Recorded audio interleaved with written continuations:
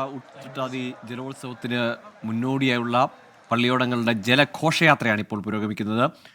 കിഴക്ക് ഇടക്കുളം മുതൽ അങ്ങ് പടിഞ്ഞാറ് ചെന്നിത്തല വരെയുള്ള 52 കരകളിലെ 52 പള്ളിയോടങ്ങളാണ് ആറന്മുളയിലുള്ളത്.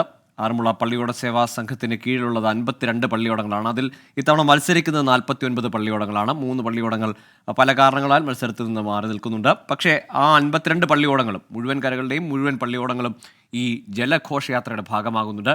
പമ്പയാറ്റിൽ ഇതൊരു ആചാര തനിമയോടുകൂടി ഒരു താളത്തിനൊത്തുള്ള വഞ്ചിപ്പാട്ടിൻ്റെ താളത്തിലുള്ള തുഴച്ചിൽ കൂടിയാണ്.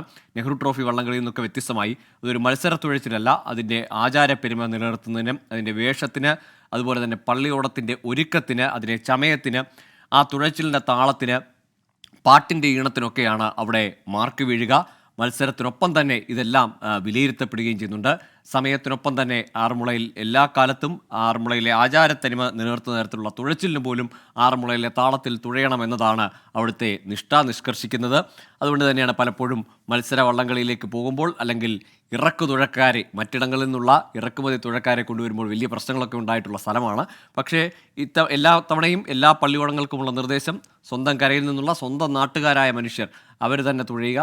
പലപ്പോഴും ഈ പള്ളിയോടങ്ങളിൽ യുവാക്കളുടെ ഒരു കരുത്താണ് ഈ പള്ളിയോടങ്ങളിൽ കാണുക. ഏതാണ്ട് 80 ദിവസം നീണ്ടു നിൽക്കുന്ന വള്ളസദ്യ നടക്കുന്ന സ്ഥലമാണ്.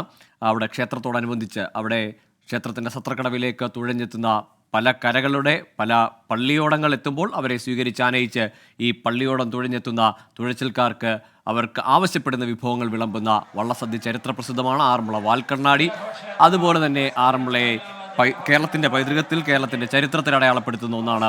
അല്ലെങ്കിൽ ലോക ടൂറിസം ഭൂപടത്തിൽ ആറന്മുളയെ അടയാളപ്പെടുത്തുന്ന ഒരു ഇവൻ്റാണ്. വലിയൊരു ജലമേളയാണ് ആറന്മുള ഉത്രട്ടാതി വള്ളംകളി. ആ വള്ളംകളിയുടെ ആവേശങ്ങളിലേക്ക് പോവുകയാണ്. ഇത്തവണ ഏതായാലും പമ്പാ നദിയിൽ വെള്ളമുണ്ട്. പലപ്പോഴും അവിടുത്തെ മണൽപ്പുറ്റടക്കം ഈ വള്ളംകളിക്ക് പലപ്പോഴും പ്രതിസന്ധി ഉണ്ടാവാറുണ്ട്. പക്ഷേ ഇത്തവണ അങ്ങനെയുള്ള പ്രശ്നങ്ങളില്ല. ജലസമൃദ്ധമായ പമ്പയാറ്റിൽ അല്ലെങ്കിൽ അതിന് വേണ്ട ക്രമീകരണങ്ങൾ ഡാം തുറന്നും മറ്റുമൊക്കെ ചെയ്യാറുണ്ട്. ഏതായാലും ജലസമൃദ്ധമായ പമ്പയാണ് നമ്മൾ കാണുന്നത്. പമ്പയുടെ കരകളിൽ അപ്പുറത്ത് മാരാമൺ കര, ഇപ്പുറം ഇപ്പോൾ ദൃശ്യങ്ങളിൽ നിന്ന് കാണുന്ന അപ്പുറക്കരയിൽ മാരാമൺ കരയിൽ നിറയെ ആളുകളെ കാണാം. അങ്ങനെ ആറന്മുളക്കാരായ മനുഷ്യർ ലോകത്തെവിടെയാണെങ്കിലും അവരെല്ലാം തിരികെ ആറന്മുളയിലേക്ക് വരുന്ന ഒരു ദിവസമാണ്.